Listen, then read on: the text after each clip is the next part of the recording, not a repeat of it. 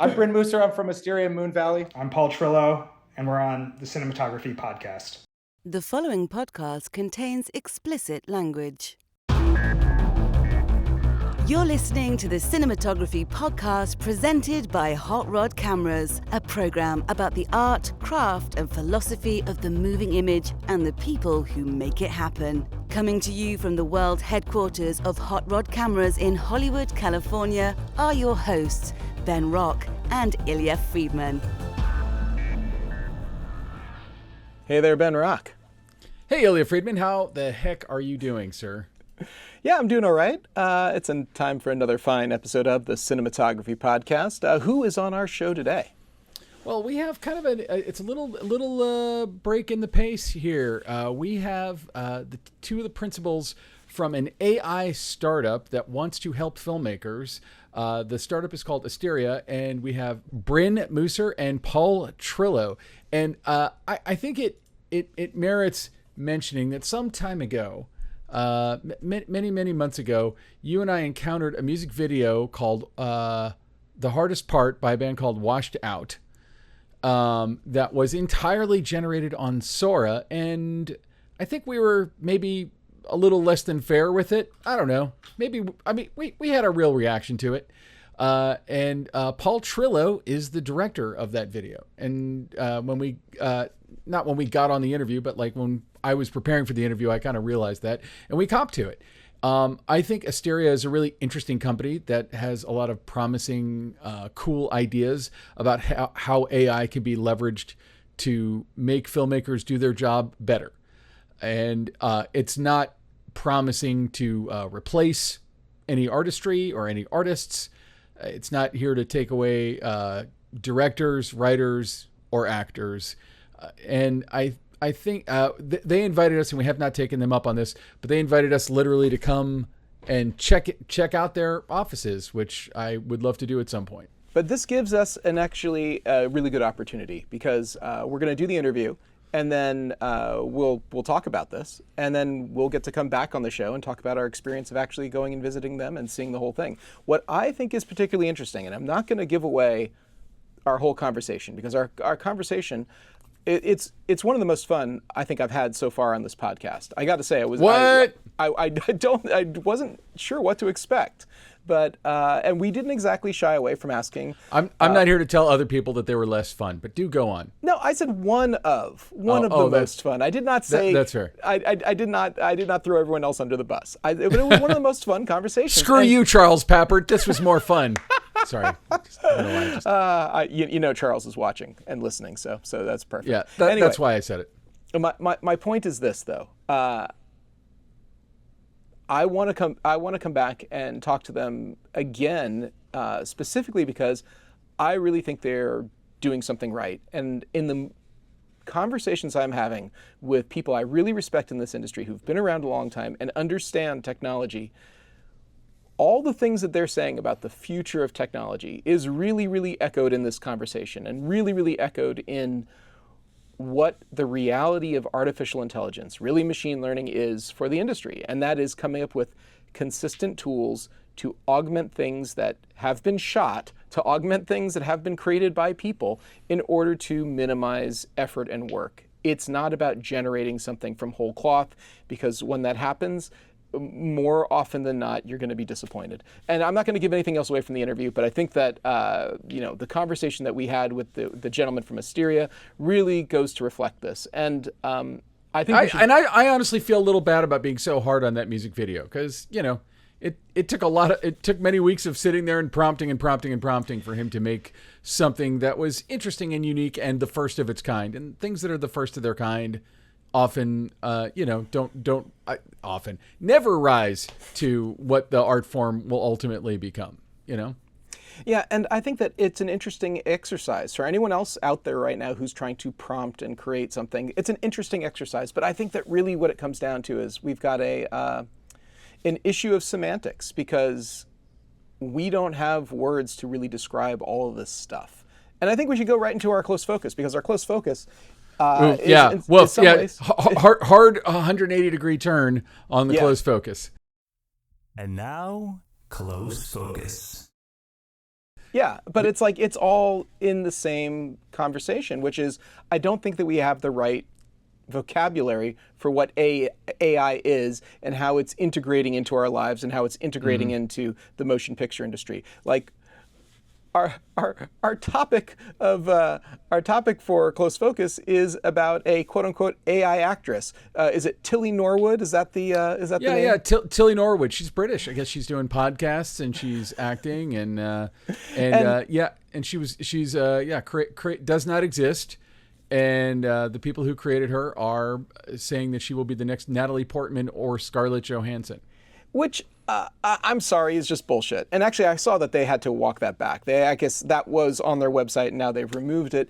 And it seems to me as if their agency are also the people that created Tilly Norwood. So it's like, but I mean, we were starting... they're going after, like, they want, big four agent representation. Like they want to put her in movies. They want to put her out there. They want her to be in stuff acting, and she is an She's not an entirely actress. AI thing. Yeah, and I love that. So SAG-AFTRA came out and immediately condemned this, saying not an actress, not an actor, not a performer, and we don't have a lot of good vocabulary for the AI slop. And frankly, when I look at Tilly Norwood, is it slop? Is this slop? I mean, slop is like generated by God knows who usually for nefarious purposes. Like this is Particle 6. Particle 6, which it says they're redefining the future of video, film, and TV production. And I would say that all three of those things is a lie. I don't think they have redefined. But I wouldn't call this slop. Like slop is like stuff that's used to make people vote for against their best interest in stuff. Like this is my point, though. What is the vocabulary we have for an AI avatar who people can prompt and massage and cajole into doing things on their behalf? But it's not an actor. It's not talent. If it's not slop, then what is it? It's a figment of someone's imagination. And to this, I would point our listeners and you to an article that I posted here in our group chat called AI Creation Tilly Norwood Isn't an Actress, So Don't Call Her That. That was written by our good friend Janelle Riley for Variety. And she was I have not read that, and I didn't know. And there's no way that I was prompting you and setting you up with that. I'm so pleased though that Janelle and I are on the same wavelength. That the words do not exist to describe, at least not in a clean, sound-biteable sort of method to describe what's happening right now. Well, yeah, because it's not an actress, and it is. I mean, at best, it's an animation that's done under kind of dodgy animation practices where, I would love to know the provenance of all the files that were sampled to create Tilly Norwood. It reminds me, do you remember in it was the early aughts, there was an Al Pacino movie called Simone about a completely made up movie star. Yeah, played by a human being. Yes. Yeah. So they're trying to Simone us here. Yes, Simone. That's great. The Simoning of the acting world. And what Janelle points out, and I've had this conversation with many filmmakers, especially ones who are like, when can I stop working with these pesky actors?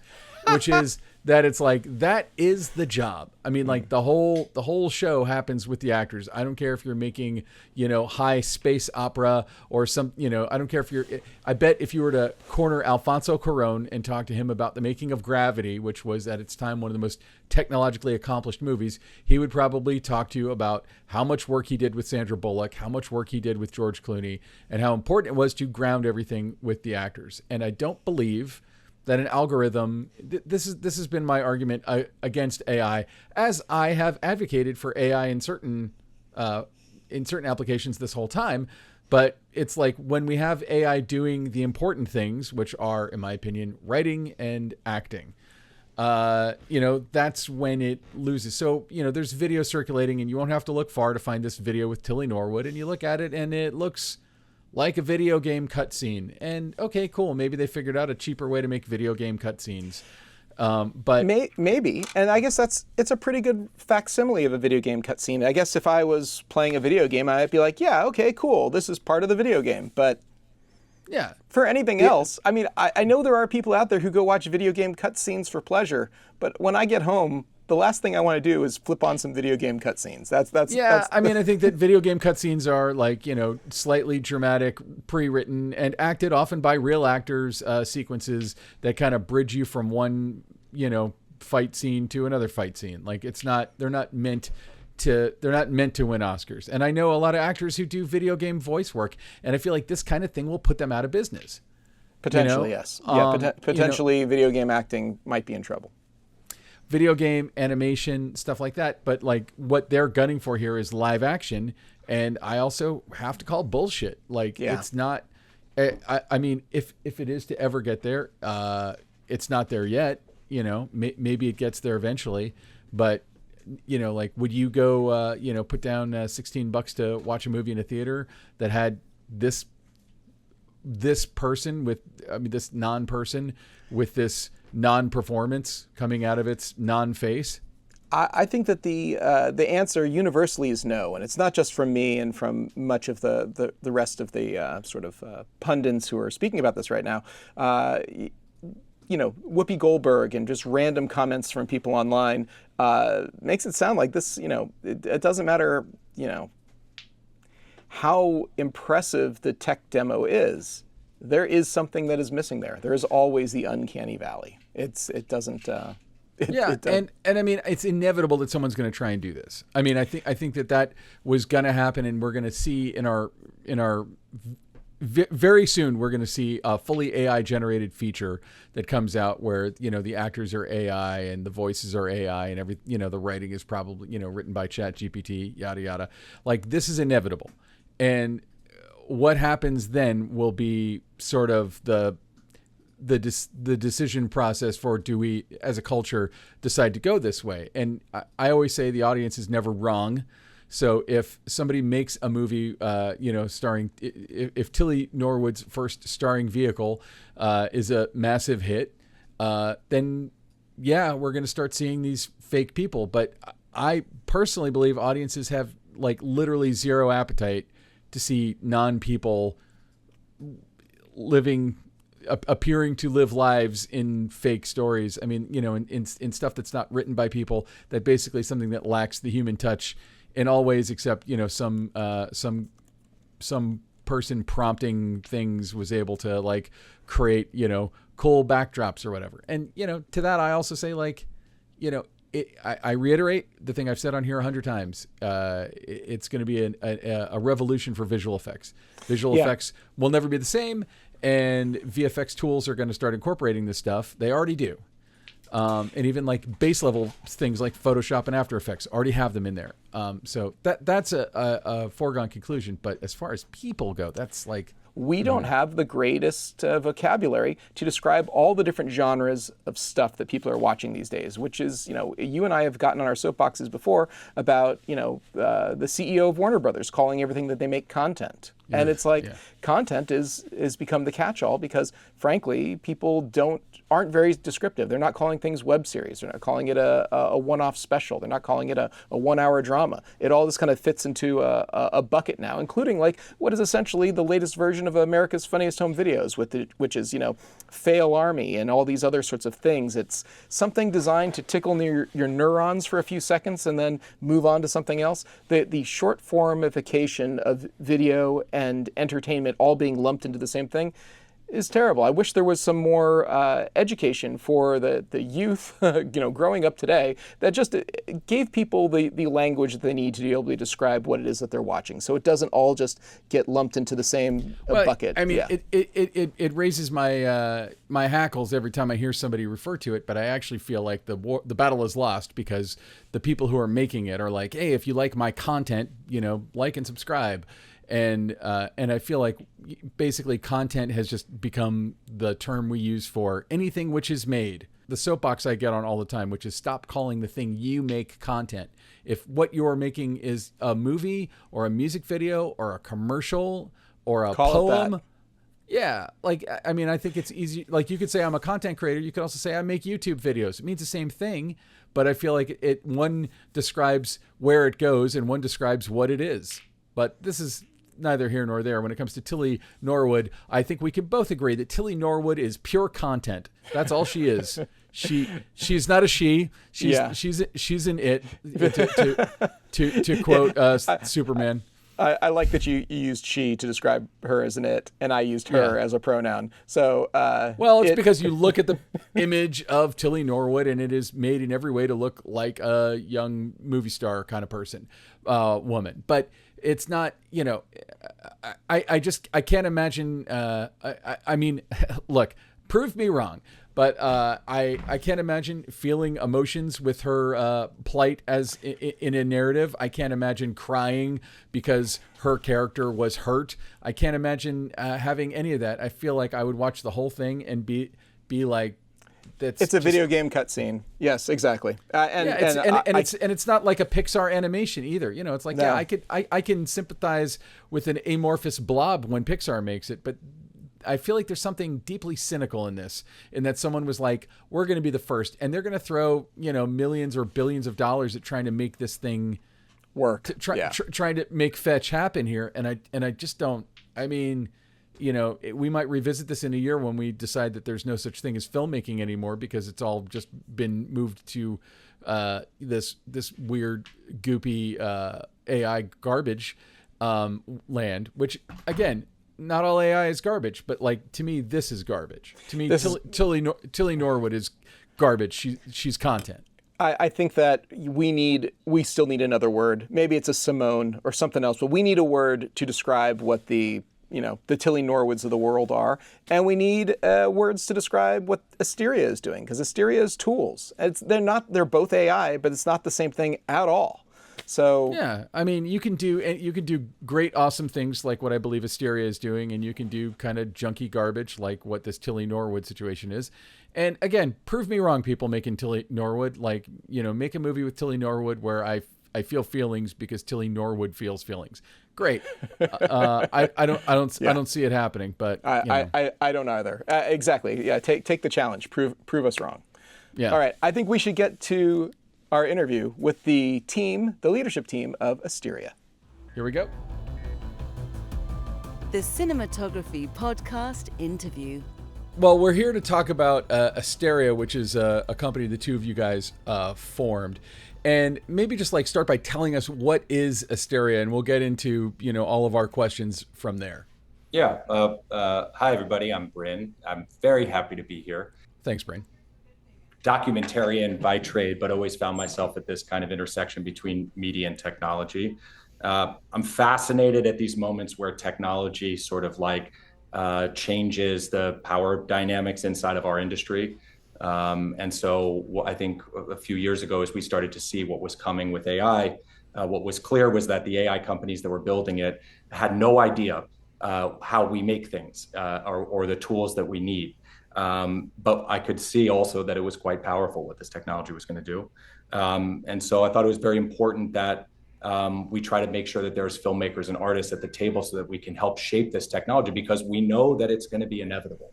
Mm-hmm. We know that it's seismic. And so if those... When you say it's inevitable, what's the it? I mean, like, AI is already, like, I use the Adobe suite. AI is already throughout the whole Adobe suite. It's already throughout Resolve. As an editor, we're seeing it showing up in cameras and stuff like that. But when you say it is inevitable, are you saying it as generative filmmaking, where there is no set, there are no actors, no cameras? No, I just mean that AI, exactly how you described, is in everything that we do, is inevitable, right? It will be in cameras, it'll be in your emails, it'll be in the way that we do stuff.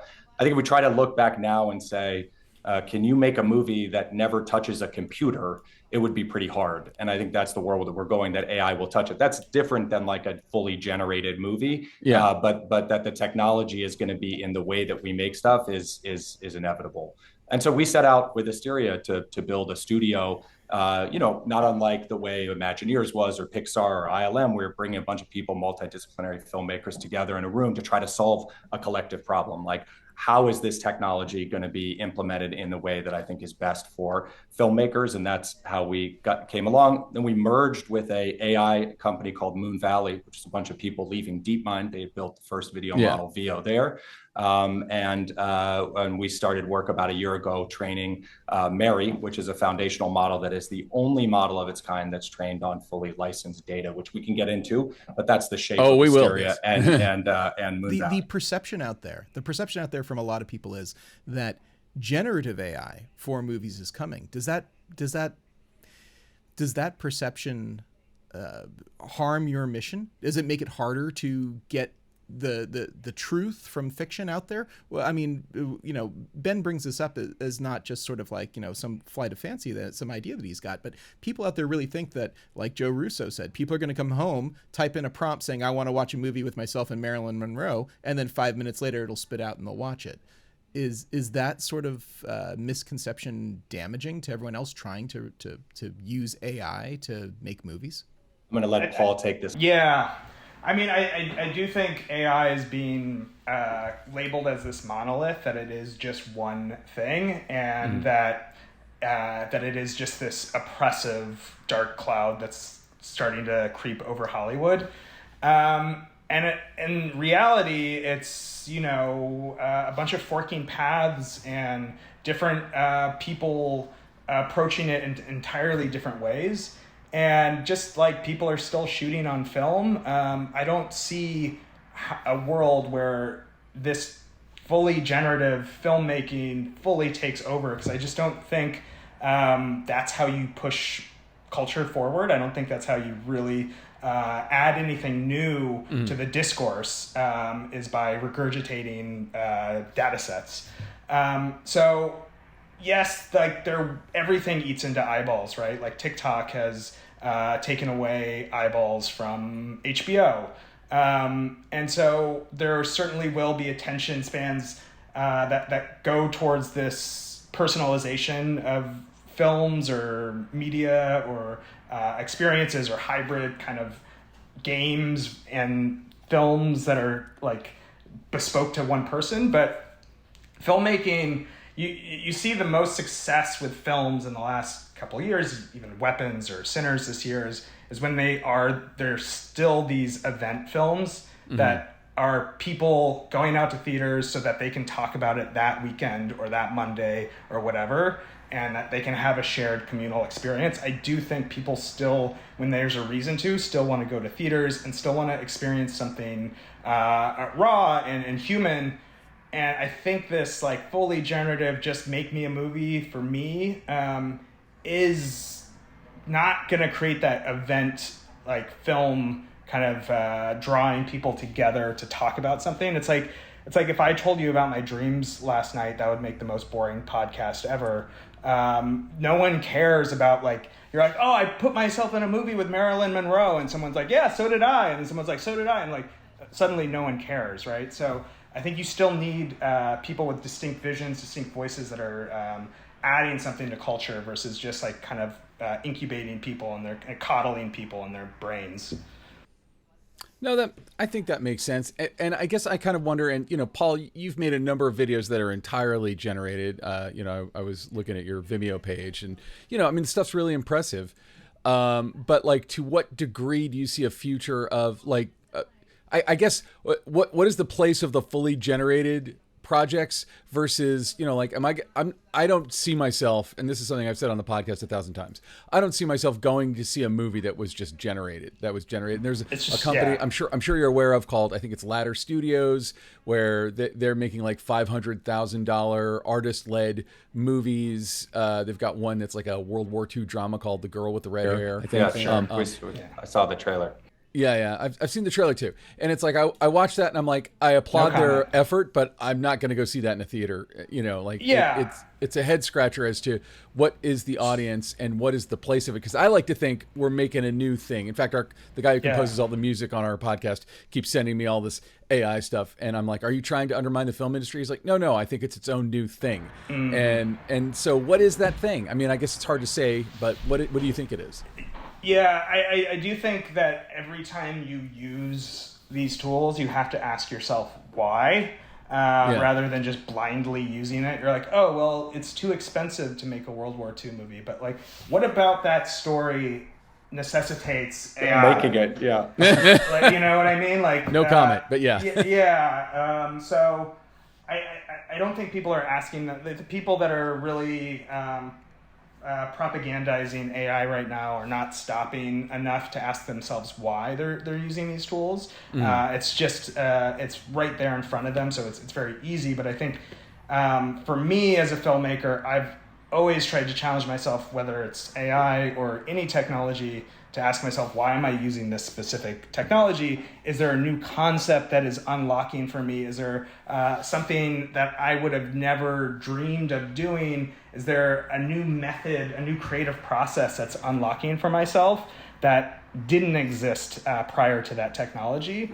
And then finding concepts, stories that marry together. So like with The Hardest Part, one of the few things I've done that is fully generated, but that was a concept based on sort of the subjectiveness of memories and nostalgia and these things that I think AI plays into a lot, and how deceptive memories can be, as well as like a concept and technique that I tried to do. I had this idea 10 years prior to making it in AI, and it just wasn't feasible. It was just like so ambitious, so audacious, and essentially the video is like following a couple from like middle school until like the end of that couple's trajectory, takes place over 3 decades.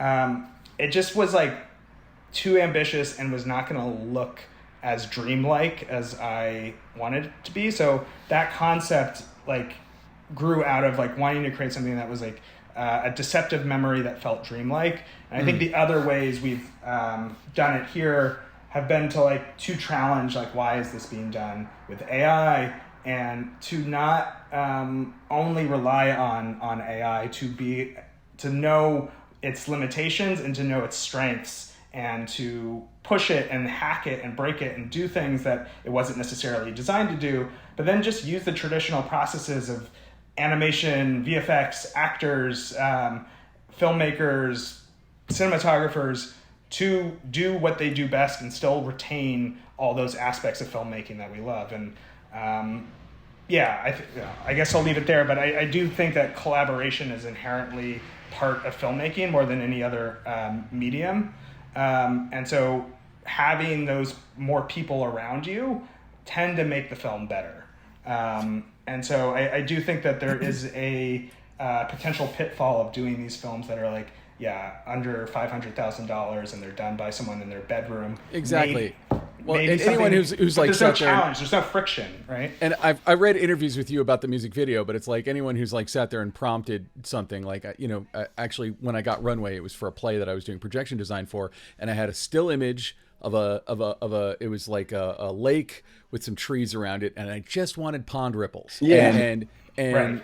And for God's sakes, the freaking Runway would always add a zoom or a move, no matter how I prompted it, lockdown, tripod, whatever wording I used, until I was like, fuck it. And I just used a still image in the play because it didn't matter. And it was a real picture of a real location. Ben, I remember we did the same thing where we were, when we were first working with Natasha, before we had built this model. And Natasha was like, we were like, hey, we want to show you how you can use these tools, like, brainstorm. She was working on a movie and she was like, okay, I'm building this set and I need this mansion here and it's sort of cantilevered over here. And like our guys were like, cool, cantilevered. And she was like, no, that's not it. And then they were like, okay, we'll do it one more time. And within 5 minutes, like, she's so, she's specific. She's got a vision on this. Within 5 minutes, she was like, this is not working. And we were like, why don't we just go shoot, go take our camera and go take a picture of this. Yeah. I mean, it was like the best lesson very early on was just like the limitations of these tools in the hands of real filmmakers. And by the way, like, Paul and I were in the Sora early access program with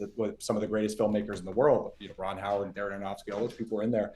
I spent a lot of time talking to those people who were like, oh, it's cool. Like I could see it, but it's useless for me in a movie that I'm making right now. Useless.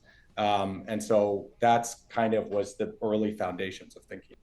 Yeah, I was talking to somebody recently about it, and I was like saying, like, imagine talking to an ad agency, and they're like, I want a cityscape, and you generate a cityscape. And they're like, okay, move that building over there. And you have to explain to the ad agency, like, You can't do that. I can just generate a whole new building, a whole new cityscape. Like it's not gonna, it doesn't allow iteration, and that's part of the problem. But let's get to Asteria. Like, what does the Asteria model do? And I don't believe it's been released yet. It's out. It's in the world. The first version of it is live. You can check it out at moonvalley.com. And that's my problem, is I went to Asteria's website. moonvalley.com is where it is, and people should use it. I mean, I think most remarkably is that it's trained on data that we've licensed or paid to license, and so that means that it's like commercially safe for studios, and I think that it means it's like a little bit friendlier for artists, because it's sort of like, if you're going to tell people they should use, if you're going to encourage people they should use AI, it's really hard when you're like, did you take my stuff? Yeah. What does it mean that you license the footage? People are being paid more directly, right? That this is going out, and it's a lot of legwork to go out and license all this material. Versus like a library that you had access to. So I would say that the way to think about it is that it wasn't really possible up until the last sort of like year and a half, because what changed was that there are now companies that are like data brokers who are putting together libraries and now giving them those libraries access to do training for AI models that didn't really exist before.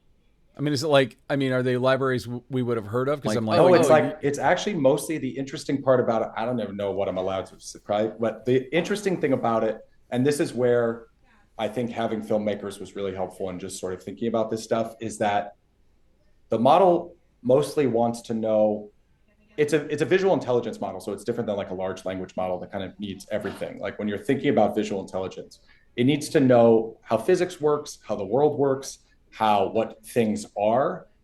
It doesn't need to know how to make a movie. Yeah. So I think previously AI companies were like, let's go get MGM's movies and scrape them and put them in this thing, so that one day you could go like, I want an MGM musical, but it's about me and my girlfriend or something. Yeah. Like that's not nobody's asking for that, I think. And I think it's actually quite dangerous. That's another topic, to center yourself in films like that. But what we were like is, we want the model to know how the world works, but we don't need it to know how to make a movie. We make the movie and we know how to make the movie. And we can train new models on top of it, which is really like what's happening. And those new models are trained specifically around IP that you're working on. And you can see that with some of Paul's work. We'll send you some of those videos too. But that's really like how it works. And I would also just say, just to kind of level set with the audience here, is a helpful way to think about it. And as Paul was talking about, there's a lot of noise about what AI is. To me, it comes down to two things are happening, and it's a radical shift. One is that NVIDIA chips make rendering stuff very fast, near real time. Yeah. So what you can do right now is just render stuff much faster. Now that means a lot, as everybody knows, for development, for previs, for animation, for VFX, fine. The second part is what AI can do is fine tune its modeling, its understanding, so that the AI can be specific around the film that you're making.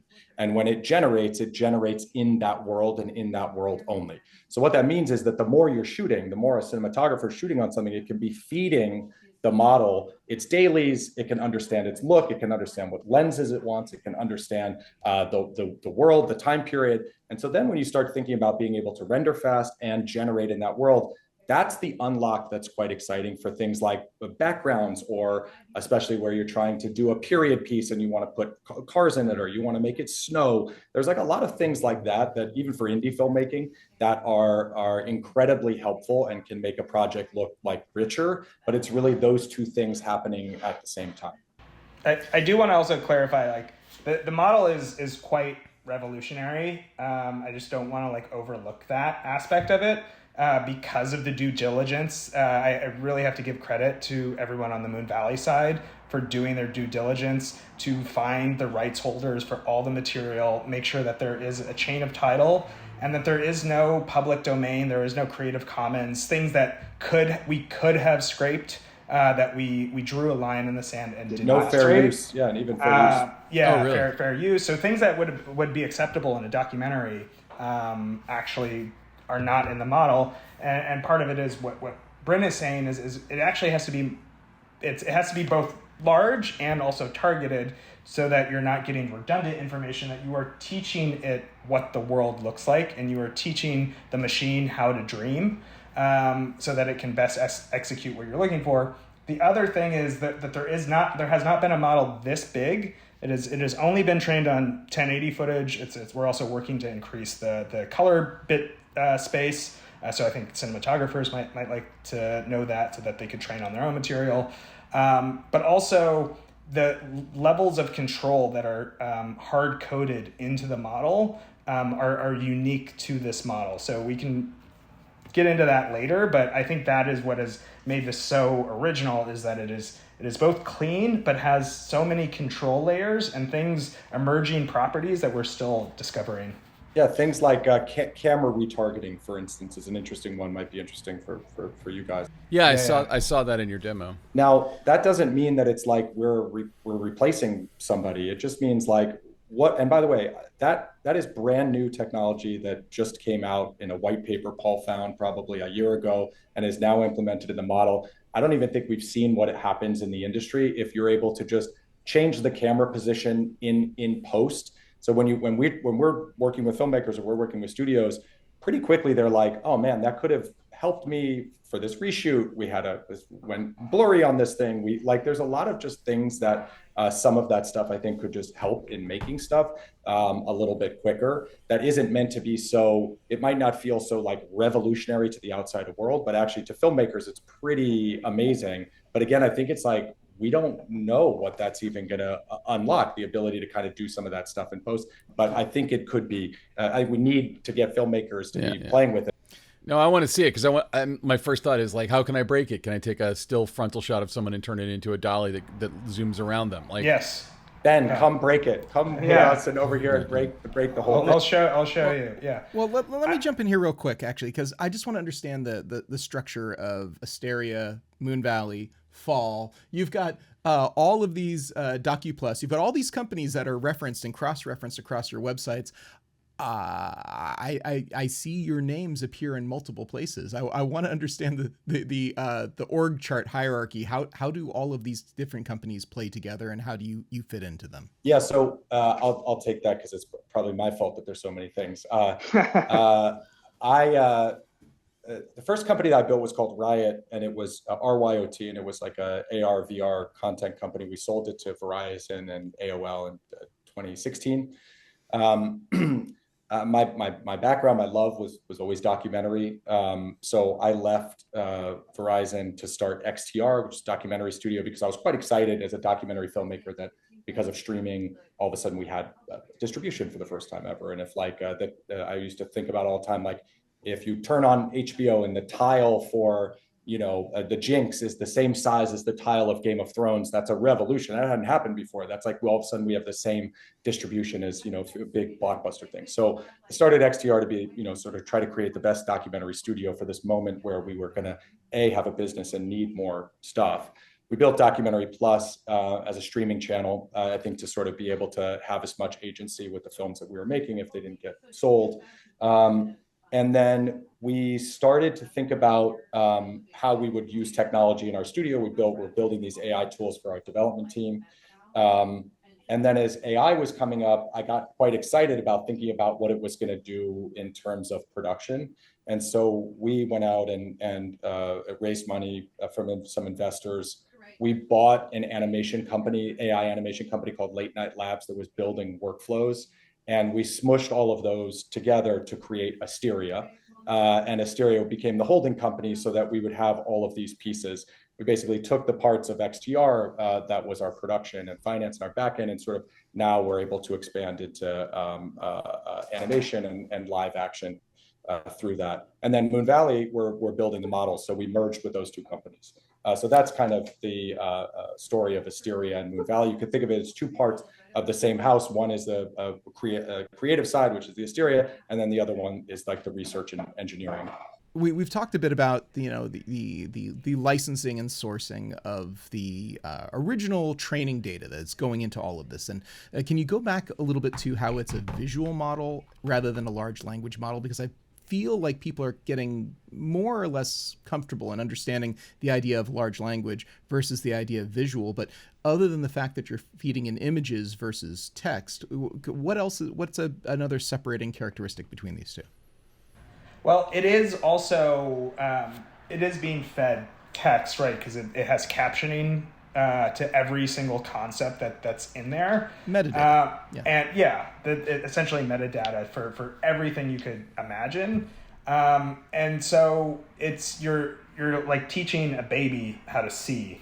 As that baby gets trained more and more, it's actually becoming more aware of the world and finding emerging patterns of, oh, this is how, if I knock this cup over, I'm going to spill my milk all over the table, and then it's going to fall onto the floor, and then it's going to create a puddle, and then the baby learns maybe not to do that or whatever. It's the same idea where it starts to see all these emerging properties of the real world and does its best to kind of recreate those. And it's what's interesting from a filmmaking standpoint is when you bash like concepts together that don't necessarily go together. So taking architecture of a city and asking it to become liquefied and using the properties of liquid, but you're using rigid architecture and doing some more abstract concepts. And it's intelligently finding, oh, okay, well, this building is glass. Glass looks like liquid, and it starts to make these connections together, these like disparate connections. That's very fun from a creative standpoint. It also can lead to something like it could be in a car at some point, right? So in order for a car to properly navigate the world, it doesn't need to just do pattern recognition and see a stop sign and say, oh, red stop sign means I stop. It also needs to have the imagination that at any point there could be a guy on a bicycle from around this blind turn that could come and sideswipe me. So I need to just make sure to anticipate any potential things like that. And so a visual intelligence model has the ability to kind of guess that this could happen at any point because I'm at an intersection and I've seen this happen before. Okay, so but how is that different? How is the visual intelligence different from the other AI systems that are out there, or is it not different? Are they all working fundamentally in the same sort of training? I mean, they're all diffusion models, right? So they take a series of data, they diffuse them, kind of explode them out into parts, and then reform them back together again. So at a fundamental level, the breakthrough that we've seen in AI, both on the language side and on the visual side, has come from diffusion models. And so at that very core level, there is a similarity, but you know the function is entirely different. Yeah, and I think that it's sort of there's lots of and people who are much smarter than I'm just a filmmaker, so people who are much smarter than me would be better to talk about this. But I've certainly been in enough conversations of this. But there's sort of like a theory that like the future looks more like visual intelligence than large language models. Like a picture is worth 1,000 words or something. So the idea is if you train a model that's a large language model, and it's like mostly on text, but then you start to build video models into it like Sora or something else, or then you're still the foundation of it is sort of like words, versus if you build a visual intelligence model where the foundation of it is like you're learning through your eyes, not learning through kind of like just reading or hearing, your ears maybe, then it also can do all of the things. So it's basically like kind of the way that you start it is an important one. And that's, I think, it has, like Paul's mentioning, it has a lot of implications, I think, more broadly than film and television. But for us, I think it's just sort of exciting that if there's these things being built that can understand our world in a pretty sophisticated way, spatially, et cetera, then like what would that mean for how we could be able to create stuff, or what would it mean to be able to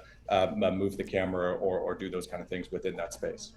So go ahead, Ilya. Yeah, okay. I want to shift gears just a little bit, unless Ben, you want to continue on this path. No. I was going to shift gears too. Okay. Well, look, AI. You talk about the noise of AI. Yeah, there's so much noise out there. You can't go on LinkedIn today without seeing 1,000 different comments about AI, how it's revolutionizing this, that, and the other. But I think that, yeah, way too much. And I believe that specifically for our corner of the world, for entertainment, whether it be fiction, nonfiction, narrative, documentary, you name it, there's a bunch of people, you know, listeners, viewers of our shows in particular, students who might be going to film school, might be trying to move to a production center right now, get their first job.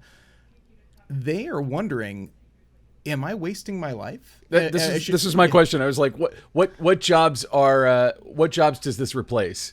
So first off, I'll just say, I think about it in two ways. One is that I tell people like using AI is optional as a filmmaker, but learning about it is not optional right now. We have to learn about it.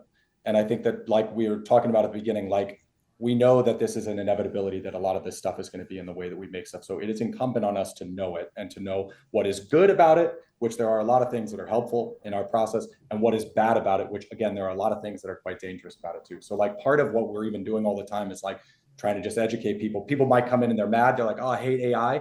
And we're like, just come in and see it.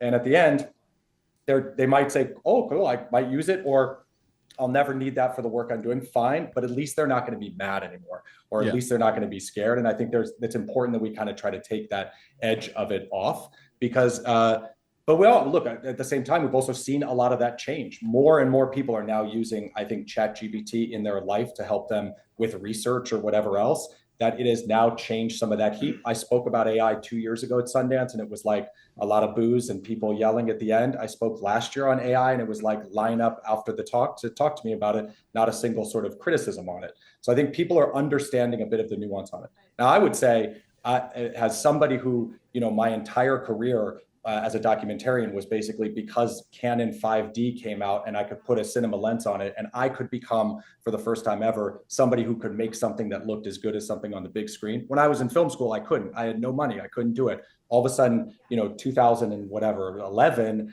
I was able to shoot stuff that looked as good. My first Oscar that I was nominated for was shot on the Canon 5D with a GoPro. Like, that was a moment that was this democratization of indie film and documentaries that, for me, allowed me to be a filmmaker where I couldn't have been before. Now we sit at a time where the same opportunity of this democratization is happening, but it's studio level films. Never happened before.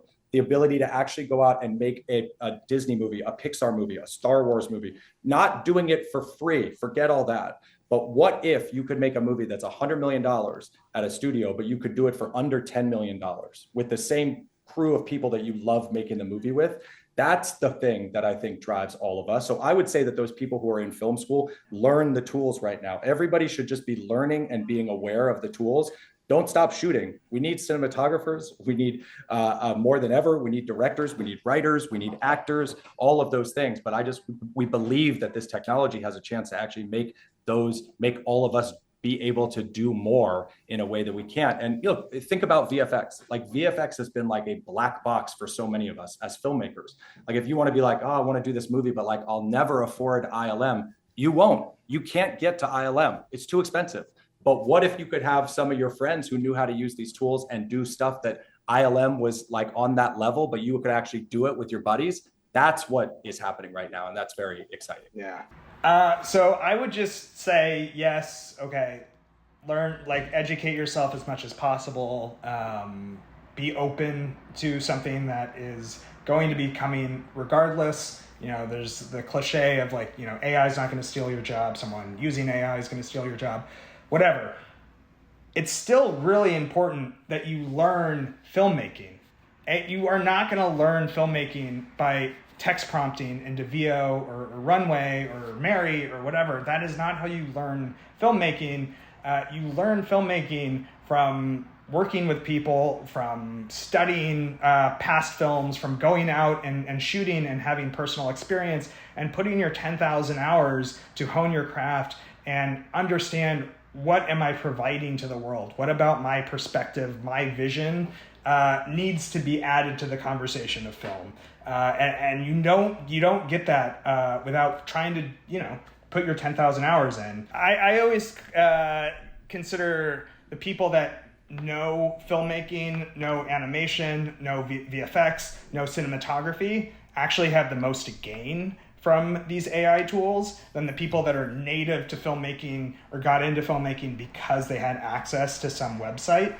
And so the people that are discerning, that can make a distinction from a bad shot from a good shot, a good take from a bad take, a good performance from a bad performance, those people are going to have much more to say and much more control of their craft over these tools. So I do want to reiterate that film school and all the traditional practices are still highly relevant as we move forward.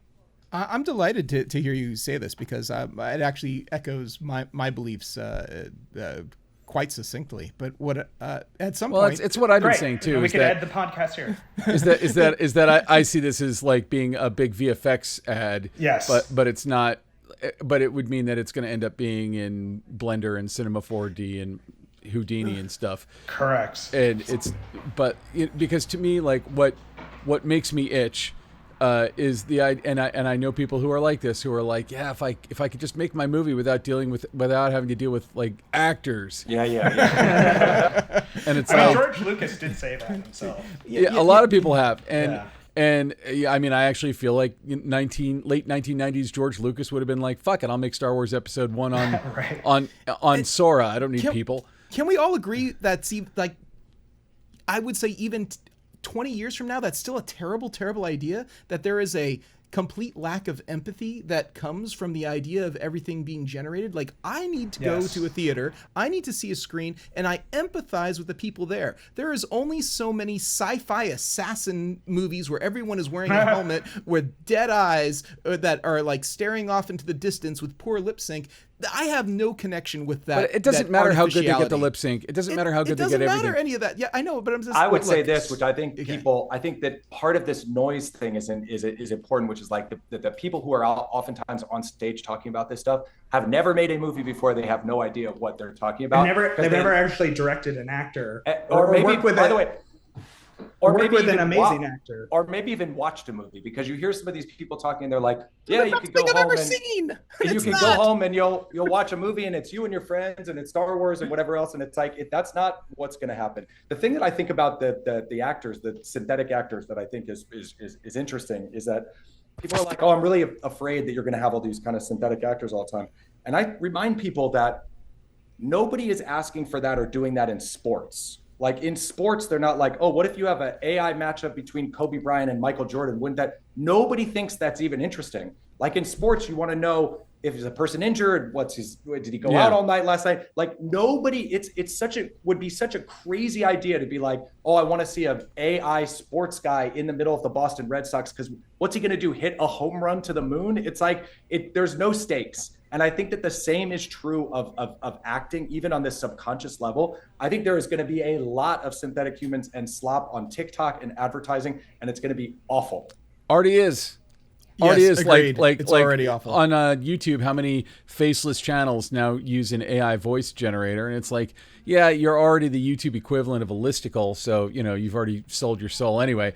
But yeah, it's like, no matter, like, I feel when I hear these things, I pay attention to it, and I'm like, wow, they've somehow managed to get like the inflection, the pronunciation, the timbre, the texture of a human voice, and it still sounds like a robot. It still is kind of it's emulating some sort of human identity, some emotion, some emulating life experience. Yeah. And I was just going to say, just to harp on actors for 1 second, it's just like there are so many micro decisions if you watch a good performance in an eye twitch of just the subtleties in someone's facial expressions that are things that a director actually can't even anticipate, right? And this is why you hire a good actor, as they surprise you with some nuanced thing, the glance they make to the doorway that's not off screen, and these like intelligent micro intuitive decisions an actor makes that will never come across in training data, no matter how you could train for the next 10 years, and you won't get Willem Dafoe like doing something surprising.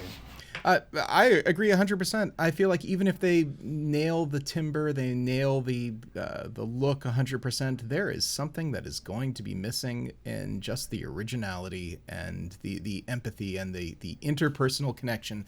And I feel like the people who are making the TikToks and the LinkedIns and all the other sort of artificial humans don't care about. They don't care about because they're shilling. They don't care because they're selling something. Entertainment is not necessarily about shilling. Entertainment is about the emotional connection that you have that makes you want to experience that story again, or maybe again and again. And I think there is really this thing about, blood on the page, like understanding that somebody made a sacrifice to make this piece of art. Like they made this movie. What does that mean? Well, that means that they like probably got a divorce. Their kids are mad at them. They got the sick. They like all the things that happen in making a movie. Like I think you can subconsciously feel that kind of toil in a piece of art, and that's what you can see. Desperation, whatever it is, like you can feel. God, I was watching the ILM thing. George Lucas was talking about how hard it was to make the first Star Wars, and they were just like just in out of their mind the whole time. Like I feel that, and you'll never feel that with a piece of synthetic thing. Now, I think that the AI companies just like, again, fully didn't understand how we make movies, because I think that they looked towards, and this might be controversial, music. And so if you put into the best music AI thing right now, like make me a Eminem song about cinematographers, it would make something that would fool like 80% of the people. Yeah. And so I think that they thought, well, if that could happen with music, that must be the same true of how to make a movie. And I think if you gave Chris Nolan the best AI tool and said, now go make the Odyssey with just this tool, no way, could never do it. It's never maybe going to happen. But if you say to him, hey, can you use AI to like make this a movie done in a shorter time period a little bit, or save a little money on this? Yes, like the technology is useful inside of the way that we make stuff right now, but it will never fully replace the thing, as it might with music. There's just a different way in the way that we make something versus music. At me, don't come after me, but don't come after me, music. Well, there, yeah, I was. Well, who are the people who are going to be usurped? I'm sorry, Ben. Because musicians might be those people, VFX artists. What does your crystal ball tell you of who's getting usurped? We have to set the stage a little bit, because I don't want to take all the heat for VFX. Like we know what happened in the VFX industry before AI came with Technicolor and everything else. Like it has been a bloodshed moment inside that industry. I mean, for years, going back to Life of Pi and even before that. Yes, but I don't want AI to take all of the blame. I don't think that I don't think AI replaces VFX. I just think it becomes a part of their workflow in the same way that After Effects became part of their workflow. The teams get smaller. That's doing that. In our case, what that means, which is exciting, is that we can have more people in LA making this stuff. Like we're shipping less out in animation overseas, which is where most of the animation happens, because we're able to do it with full smaller teams here in Los Angeles. I'm a 5th generation Angelino. It's passionate for me to be building LA back as a production center. I don't want to move out of LA. I have nowhere else to go. So like this is about building jobs and bringing those jobs back. If we can do things with smaller teams. I mean, half of our slate, by the way, I'll just say this, that we're working on right now, feature films, animated or otherwise, were set up at studios for like 8 years, and then they were killed by some studio boss at one point, and then they were orphans. And we've revived them, and they're now working again. Those are films that are amazing, with Oscar-winning directors, should be made, but they are not going to get made at $40 million. But if we can make them at 6, they will get made, and they should get made, and the filmmakers will own them like they wouldn't before. That's like new jobs, new films that wouldn't be made. So that's like, I think, how we think about a lot of it. But of course, there will be disruptions in the other side of like how many people it takes to make stuff. So, absolutely. We don't want to like just totally propagandize in a way that like, oh, it's all going to be roses. That, yeah, absolutely. There is disruption. That happens with every moment in technology. VFX animation will definitely be disrupted, but like I was saying, these are like performance enhancing drugs to the people in the right hands, into those VFX artists and those animators. But the other side of that is that there's always been compromise, even doing things the traditional way, whether it's personal life sacrifices where you've had to spend less time with your family, or as a director, you've had to just agree to lock a shot, even though it's not what you were set out to do, but you have no more time left and there's no more money left, and you have to deliver that shot, that sequence, whatever. Editors are always making compromises. There wasn't the right coverage on the day. The story doesn't work, or they had to pull this scene out. And filmmaking, like to get to the finish line, it's just a series of compromises. And so if we can make less of those compromises, I think arguably it will make films better. So, one of my big questions about this, and I complain about this a lot on the podcast, not just about AI, but about just technology companies coming in and taking over Hollywood. So we could even be talking about Netflix distorting the network television series cycle, and like some things need to be disrupted and some things don't. But there's like a lot of, like, we've been sort of at the we've been at the mercy of the technologists now, I would say, for 15 to 20 years, where technology companies came in and took over the place. The two of you are both filmmakers. And so you're not the move fast, break things kind of guys. And I do feel like I haven't investigated the guy who created Midjourney very much, even though I did subscribe to it, but I feel like there's a lot of moving fast and breaking things between Grok and Midjourney and Runway and yada yada, and there's a lot of good coming out of those things too. But like, what do you think that being a filmmaker, like, where do you stand on the move fast, break things? Because when Bryn, when you were saying you need to learn the tools, it's like learning the tools is like learning this spot of the highway as you're going over at 80 miles an hour, because 2 years ago the tools are not completely different, but if you even were using the same tool, if you were using Runway 2 years ago versus now, totally different tool. First of all, I agree with that. Maybe I should revise that to say learn the techniques or something, or learn the capabilities, right? It's more like what can this thing? But you are always trying to keep your head above water. It's pretty constant. But I would say to that point, I think it's so true.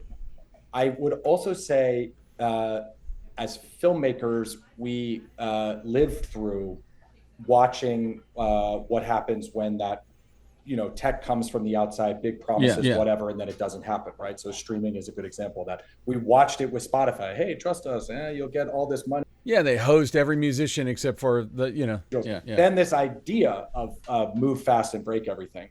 I think that we also, as a world, realized that, what they were talking about eventually would be like our democracy and our structures in our world. Like, it also just it changed from like, move fast and break everything. Would it be cool if you could share your house with your buddies? Like, oh, it's cool, whatever. But then it was like, then it turned into like democracy. And so that is, I think, where we're also all sitting, which is like, hopefully we're smarter or wiser, or we're like more awake, that we don't want to, certainly it's a mission of us here, is why I want us to be at the table, which is like, this thing is going to happen. Like, do we sit here and go like, but actually we do care about our copyright, or do we just let it happen to us and all of a sudden we're like helping these big companies make money by using the movies that we made, not being compensated, and then just told that, hey, remember your entire life you used to care about copyright, don't worry about it anymore. I think we have a chance, and we've always done this well in the entertainment industry through our guilds. Like, we know how to do this. We know how to stand up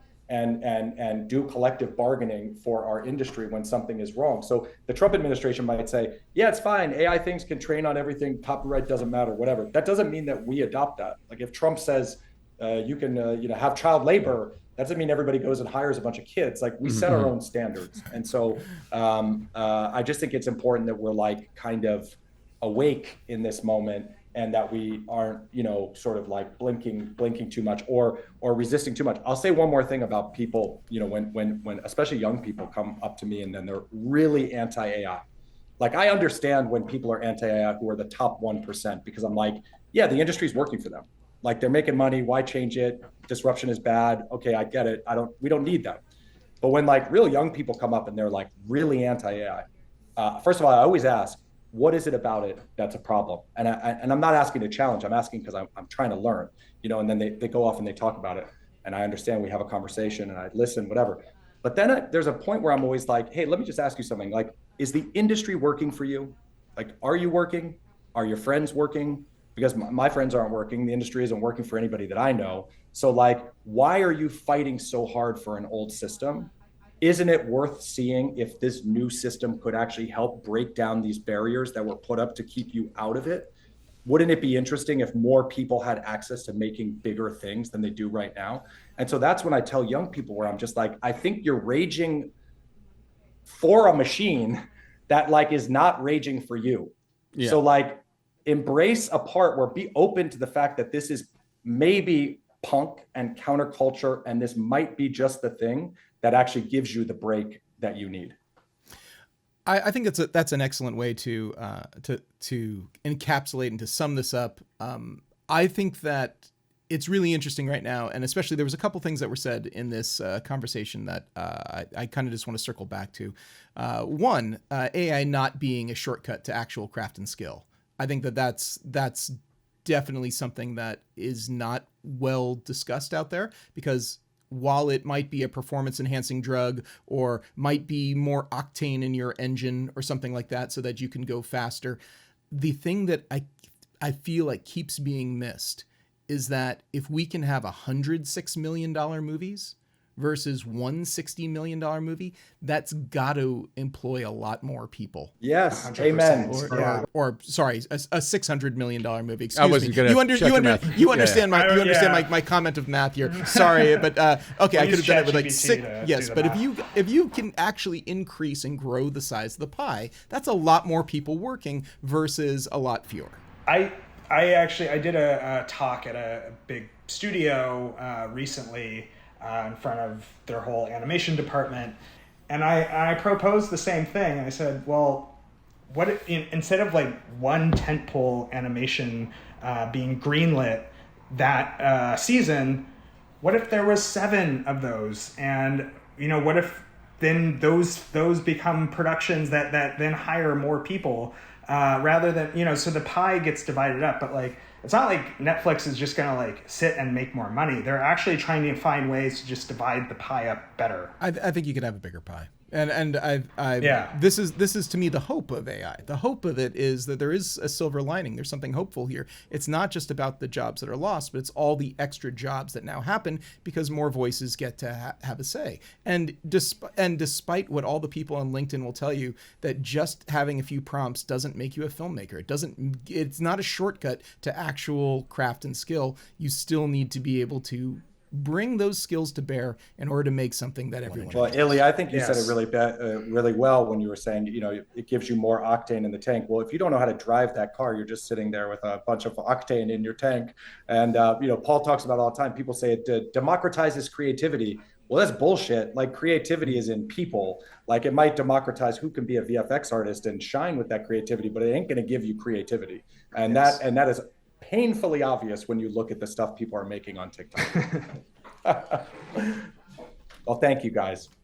Yeah, I Ben, I got nothing else. So I mean, I feel like I could go all day, but I don't want to. Well, Ben, you're supposed to come close. and try to break this machine here. So why don't you just come here and we'll have lunch and you can dig into the machine. Where are you? We're in Silver Lake. Yeah, I mean, I love having cinematographers actually come and see what this does, because this does potentially add value to what they're doing, whether it's getting additional coverage, adding movement to a shot that you were not able to get on the day. So I think it's a valuable tool for cinematographers to know if they are making compromises on set, how can they then alleviate or expand their vision. And maybe post-production. what I would say to you guys too, I would love to invite you. Maybe you come here and do one of your podcasts live and invite a bunch of your listeners. And we spend a couple hours with some people who want to listen after the podcast going through the studio. We'd love to host everybody here. So let's think about that. But the more people come through here, see it, if people are less afraid, they're less worried about it. And also it helps us make a better machine that we're trying to build, because we get a real feedback about what's needed, what's helpful, and what's not. So you're all welcome.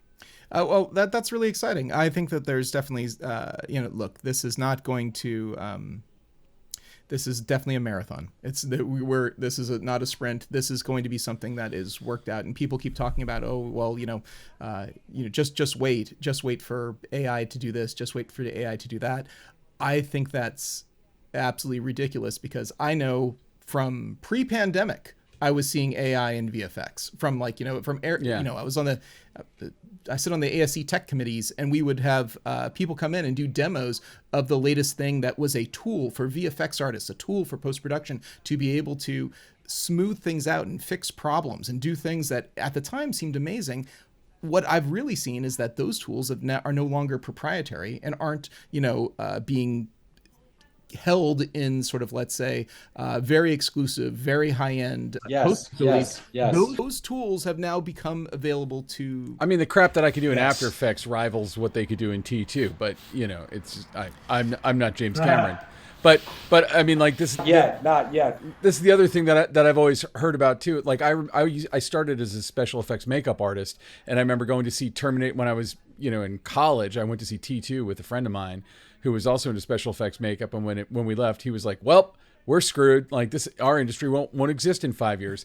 And obviously CGI and visual effects had an amazing boom over over the last 35 years, but like, are there still special effects makeup companies? Is Rick Baker out of business, or Spectral Motion, or Autonomous? Like, there are all these big companies that still do all this. K&D. Yeah. When I look at this, I'm like, yeah, it does photorealism. It does things that are harder to achieve other ways. But like you said, it doesn't. I think Paul said this. Like, it doesn't give you the imperfections of a real actor, the real humanity of it. And I don't feel like there's any way to train that. Like, maybe I don't know anything about AI, but the thing that I say to filmmakers too, that's always helpful when I say, like, look, when we moved from shooting on film to shooting on digital, like, filmmakers didn't go away, cinematographers didn't go away, Kodak was in trouble, right? Like, when we stopped going to rent a movie and we streamed it, like, people who love movies didn't go away and filmmakers didn't go away, Blockbuster was in trouble. The incumbent power holders who have built something on an old world and an old system,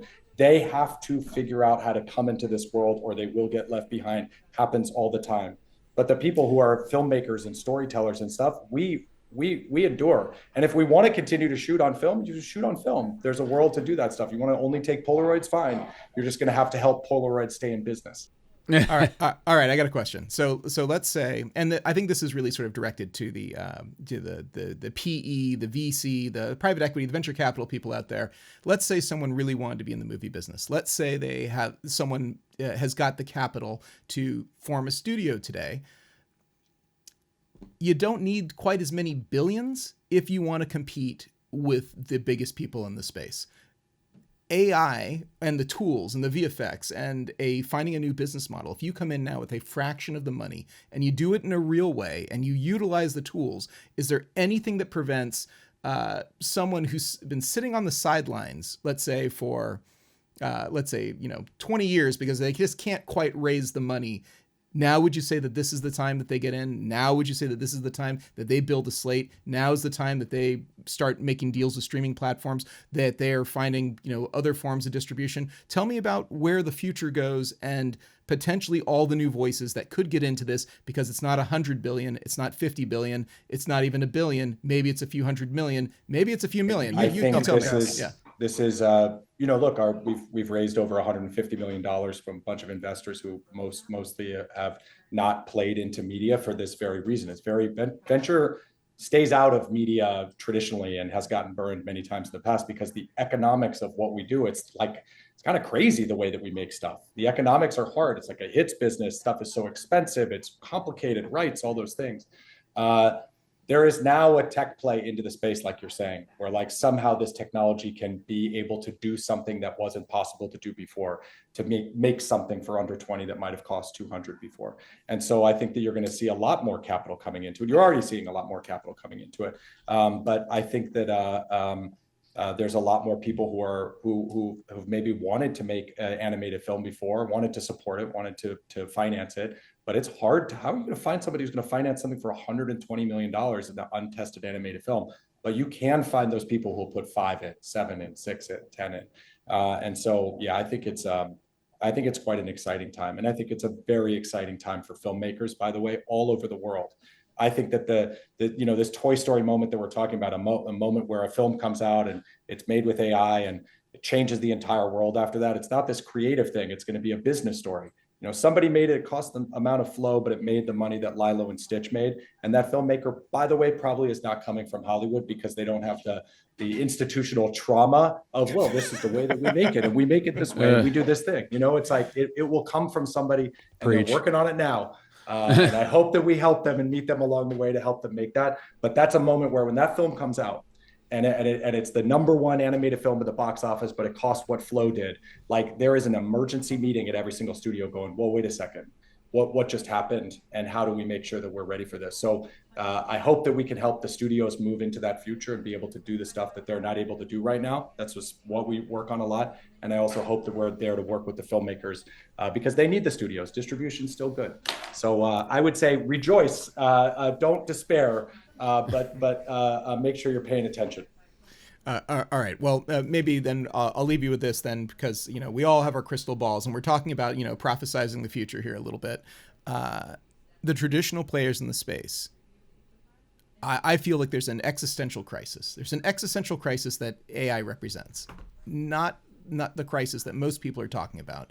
The crisis is that the studios just don't know what their response needs to be to it, because they know if they do nothing that they will be dinosaurs. If they do absolutely nothing, they can't exist. But they don't know what that is. Should they be investing in trying to build their own stuff? Should they be waiting to see which players emerge? Should they be partnering or acquiring companies that actually really get this right? And does this mean that the very prophetic Francis Ford Coppola all those years ago with the comment about the girl in her garage making a film that wins an Oscar, is that now more true than ever? Or is it somewhere in between? So I think, go ahead, Paul. I was just going to say, I think the studios should be all partnering with us because we have the time to actually figure this out. But yeah, I think there's a renaissance in independent filmmaking that I'm really excited for, and I hope gets energized as well, and not scared of these tools. But absolutely, the studio model will be disrupted, and they have to gameplay this out to understand the way the means of production is going to shift. So I think if I would just put on my here's my prediction of the world that we're walking into. My prediction is that every film and TV project or advertisement will have a custom model with it. Sometimes people talk about it as agentic. Imagine you have your own Siri that's a smart series Bible that helps you along the way doing stuff, right? Generating or backgrounds or whatever. So I think that things will have a model. Now, if you build that model at the beginning and you're training it, you put the script in, you put your dailies in, whatever, it gets smarter. At the end of the production, you actually then own this model. It's a new asset class for film. That thing helps you with marketing or sequels or video games. So I think that we see and we feel very confident that that's the world that's moving in. So we work right now with the studios to train those models for them on big projects that they're doing, where we can come and train a new model for some of their biggest movies. And then that model helps their current teams do it. And that's, I think, the big thing that we do different than anybody else. It's a foundation model that's clean. That means it's commercially safe and you can defend the copyright. But two is we're not coming in and go, hey, now you want to make that big superhero movie? We'll do it for you, whatever. We're literally let us help the teams that are already out there that you love working with just be able to do this a little more efficiently by using this custom model that only knows this movie and only knows everything. And it's helpful along the way from video games and marketing to the whole top to the bottom. So I think that the studios are going to work with AI companies, like Paul said. Hopefully it's ours. We are the only one that can scale a clean model, and the studios really care about this. So I think it will be us. I think if we're successful, we become the foundational model for the industry that it's built on top of, because the industry is not training their own models.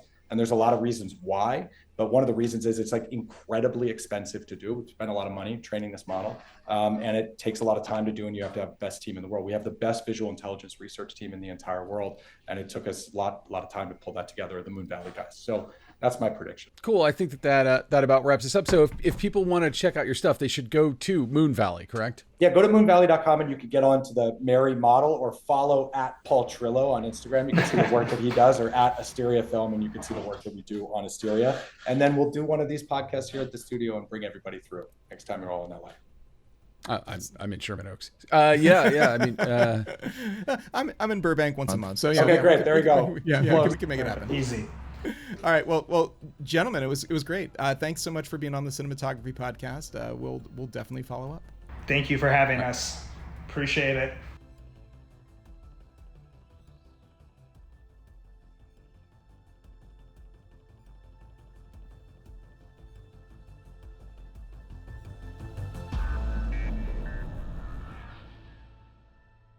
All right, so that was Bryn Musser and Paul Trillo. Thank you so much for being on the show. It was great having you, and I can't wait to go and check out your cool space in Los Angeles.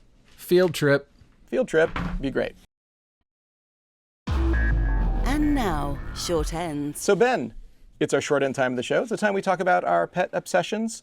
What are you about this week? What's going on? I want to talk about a tool that if you have a Mac, you already have it, if it's a newer Mac, and it's free.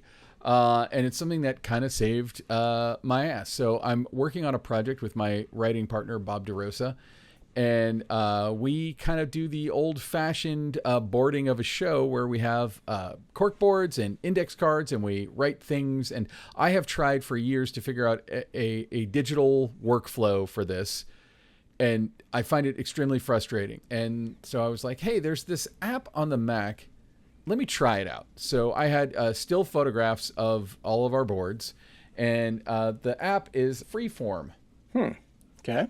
And Freeform, again, you have it on your Mac, and I don't know if this is like universally great for everybody, but Freeform basically enables you to make sort of basically an index card board or a cork board, anything that you would put up, like idea trees or whatever. Like what we're doing is outlining a thing by discussing various scenes and what can happen, then writing them down and putting them up on this board.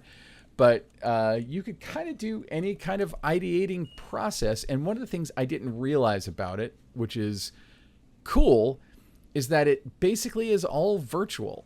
There isn't a file. Like if you write in any of Apple's other apps like Pages or Keynote or whatever, it'll save a file locally on your computer. This does not do that. You can save it as a PDF when you're done.